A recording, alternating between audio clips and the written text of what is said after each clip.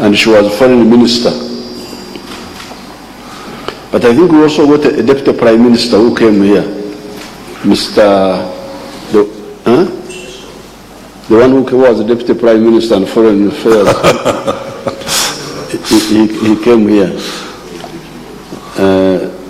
We have had a very long discussion with His Excellency on bilateral issues, and more importantly, we have got a very strong relationship between Israel and Uganda, and we cooperate in all important fields, in the field of security and defense, in the field of agriculture, in the field of some of the industries, like there is an Israeli company working with some people from South Africa, working on the treatment of AIDS.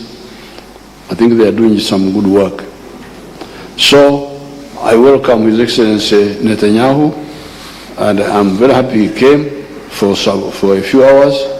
We have had a very good discussion, and I now invite him to give you some ideas about the way forward. Thank you, Mr. President. What a pleasure for my wife and me and our entire delegation to see you, and the First Lady, Janet Museveni, Prime Minister, ministers of your cabinet, and your delegation. This is a real friendship.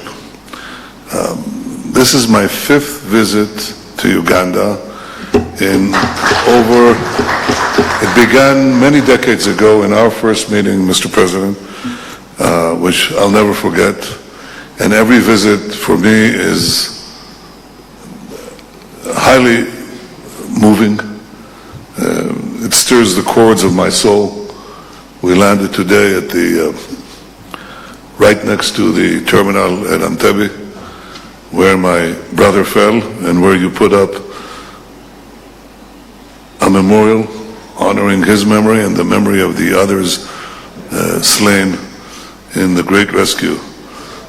I'll never forget your friendship. Israel will never forget your friendship. This is my fifth visit to Africa in a little more than 3 years. Israel is coming back to Africa, and Africa is coming back to Israel in a big way. But it began here in Uganda, and it continues in Uganda under your strong leadership.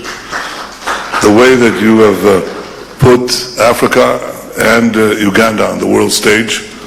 I'm thankful very much, Mr. President, for your help for Israel in our efforts to increase our cooperation with African countries. That is something that of great value to Israel, and we deeply appreciate it. We also, as you said, cooperate directly in many fields, in agriculture, in education, in innovation. The only thing we've been unable to replicate in Israel is the depth of the greenery here in Africa. It's so beautiful, it's so lush, and it's so comforting. But what is comforting and what is ripening is our cooperation in many fields. And we're open to do more, including in cyber. And let me say there are 2 things that we want to very much to achieve, and we discussed in this visit. One is direct flights from Israel to Uganda. Direct flights, because that would enable our friendship to flourish.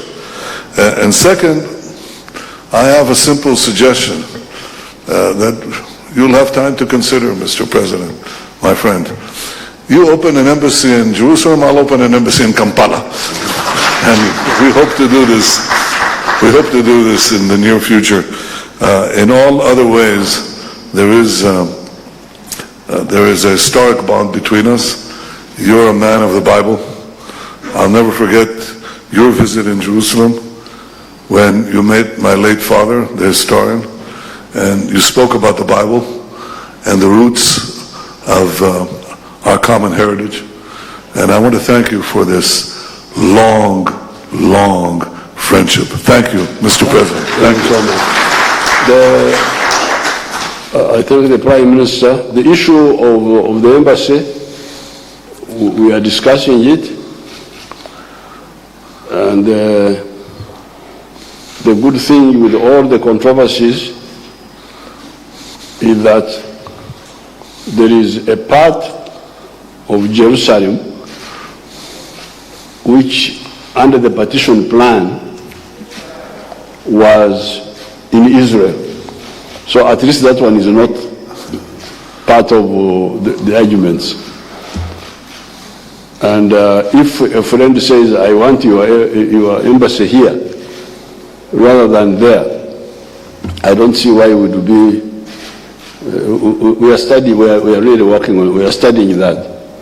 About the aeroplanes, definitely we shall work on that. We have revived our airline. I would invite LR to fly direct to Uganda from Israel, maybe once a week. If it's once a week, it will be good enough. So we are ready to move. Good. We shall do it. Thank you. Thank you, Mr. President. Thank you.